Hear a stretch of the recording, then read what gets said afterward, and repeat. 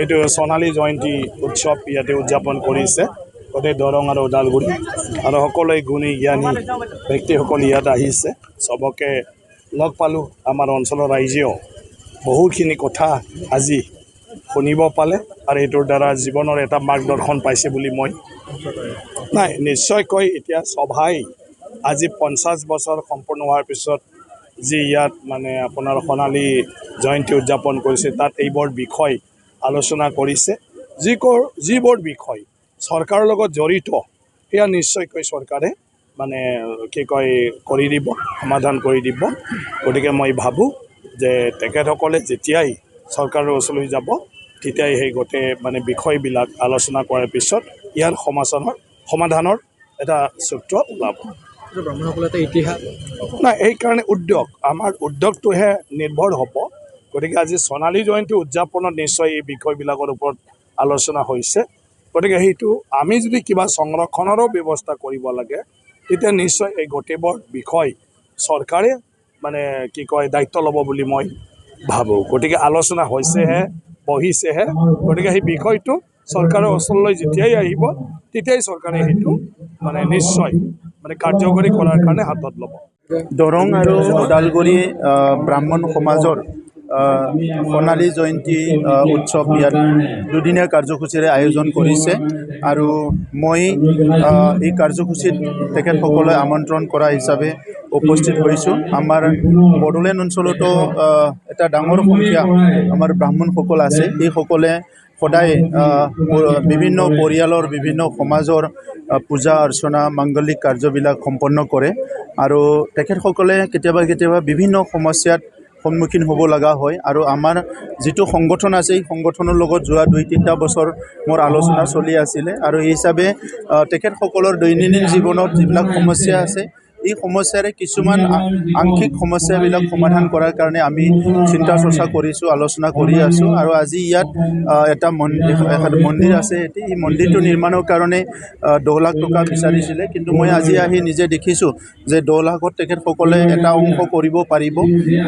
এটা মন্দিৰ যাতে ভালকৈ কৰে এই 10 লাখটো খৰচ কৰাৰ পিছত আৰু 10 লাখ দিয়াৰ কাৰণে মই ঘোষণা কৰিছোঁ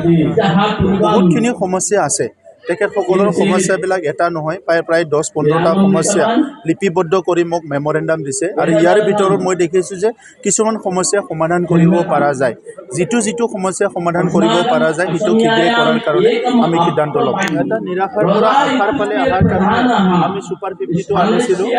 বড়োলেণ্ড অঞ্চলত বহুত বছৰ অস্থিৰতা অনিশ্চয়তা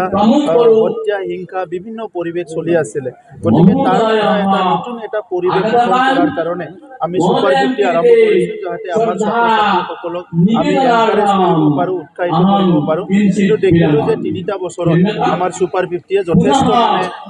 APSCতে হওক বা ইঞ্জিনিয়াৰিং হওক বা মেডিকেলত হওক যথেষ্ট সফল হৈছে এই কাৰণে ভাবিছোঁ যে বড়োলেণ্ড অঞ্চলৰ ছাত্ৰ ছাত্ৰীৰ অনাগত দিনত আৰু শিক্ষাৰ দিশত আগুৱাই নিবৰ কাৰণে আমি বহুত কাম কৰিব পাৰিম ছুপাৰ 100 অলৰেডি ঘোষণা কৰিছোঁ এই বছৰৰ পৰা ছুপাৰ 100 বনাইছোঁ সোণালী জয়ন্তী পতাৰ কাৰণে মনস্থ কৰিছোঁ ইতিমধ্যে আমি সোণালী জয়ন্তী আজি শেষ দিন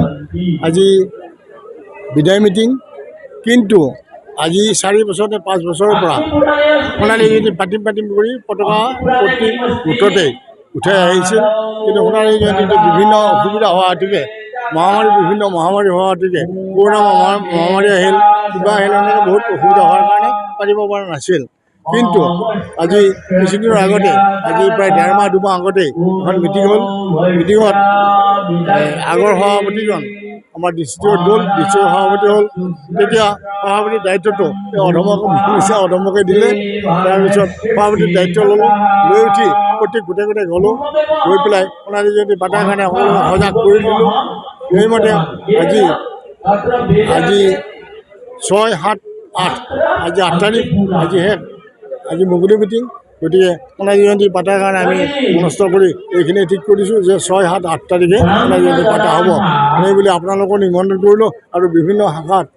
আমি চিঠিপত্ৰ দিছোঁ বিভিন্নজন ব্যক্তি ইয়াত আহিছে বিভিন্নজন মানুহ ইয়াত আহিছে সেইকাৰণে আপোনালোকক নমস্কাৰ জনাইছোঁ আৰু ইতিমধ্যে বিভিন্ন গোটৰ পৰা বহুত মানুহ আহিছে ইয়াতে প্ৰায় 6,000-7,000 মানুহ হৈছে সকলো জনগোষ্ঠীৰ মানুহ আহিছে আৰু ইয়াতে ৰতনপুৰৰ গাঁৱৰ মানুহ ৰাইজৰ মানুহ বহুত সঁহাৰি জনাইছে ৰতনপুৰ গাঁও মানে বিভিন্ন জাতিৰ মানুহে বিভিন্ন সঁহাৰি জনাইছে বহুত সঁহাৰি জনাইছে সমস্যা আমাৰ বহুত আছে আমাৰতো সমস্যা বহুত আমি যেতিয়া ব্ৰাহ্মণটো জানেই আপোনালোকৰ ওচৰত আমি পূজা পাতল কৰি পেলাই খাই থাকোঁ গতিকে সমস্যা আমাৰ বহুত আছে গতিকে তেনে ক্ষেত্ৰত আমাৰ সমস্যা চৰকাৰক য'তেই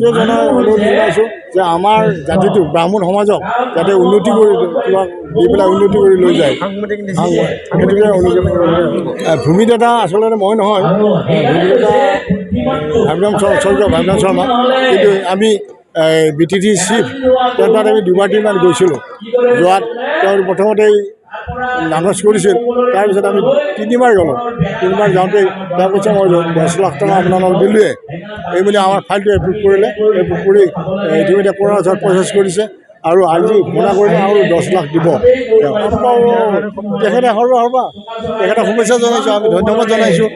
গতিকে তেখেতে আমি 10 লাখ টকা আৰু পাম গতিকে তেওঁ যিমান থাকে গতিকে আমাৰেই ভাল গতিকে আমি সদায় পাই থাকিম গতিকে তেওঁ অহাৰ কাৰণে অপাৰ চেষ্টা কৰিছোঁ আৰু